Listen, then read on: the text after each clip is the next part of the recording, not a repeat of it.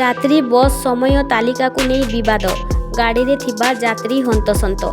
ଶନିବାର ସକାଳ ସମୟ ପୌର ପରିଷଦ ଅଞ୍ଚଳ ଘରୋଇ ବସ୍ ଷ୍ଟାଣ୍ଡରେ ବାରିପଦାକୁ ପ୍ରସ୍ଥାନ ସମୟରେ ଦୁଇ ଗୋଟି ଯାତ୍ରୀ ବସ୍ ମଧ୍ୟରେ ସମୟ ତାଲିକାକୁ ନେଇ ବିବାଦ ହୋଇଥିଲା।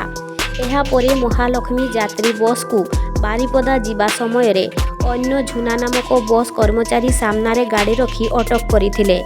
ଏହାପରେ ସମ୍ପୃକ୍ତ ବସ୍କୁ ଷ୍ଟାଣ୍ଡ ପରିସରରେ ରହିଥିବା ଅନ୍ୟ ଝୁନା ନାମକ ବସ୍ଗୁଡ଼ିକୁ ସବୁ ଦିଗରୁ ଘେରି ନେଇ ଅବରୋଧ କରିଥିଲେ।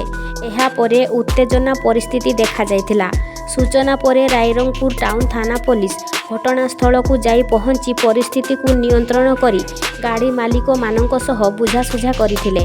ଦୀର୍ଘ ସମୟ ପରେ ସ୍ଥିତି ସାମାନ୍ୟ ହୋଇ ବସ୍ଗୁଡ଼ିକୁ ବାରିପଦା ପ୍ରସ୍ଥାନ କରିଥିଲା। ଉକ୍ତ ଘଟଣାରେ ଯାତ୍ରୀମାନଙ୍କ ମଧ୍ୟରେ ଅସନ୍ତୋଷ ଦେଖାଯାଇଥିଲା। ଏହିପରି ଘଟଣା ଅନେକ ଥର ଦେଖିବାକୁ ମିଳିଛି। ବସ୍ ମାଲିକମାନଙ୍କ ଗାଡ଼ି ପରମିଟ୍ ସମୟ ତାଲିକା ଅନୁସାରେ ଚଳାଚଳ ନ କରୁଥିବାରୁ ଏହିପରି ପରିସ୍ଥିତି ଦେଖାଯାଇଛି। ପରିବହନ ବିଭାଗ ଏଥିପ୍ରତି ଦୃଷ୍ଟି ଦେବା ପାଇଁ ସାଧାରଣରେ ଦାବି ହୋଇଅଛି।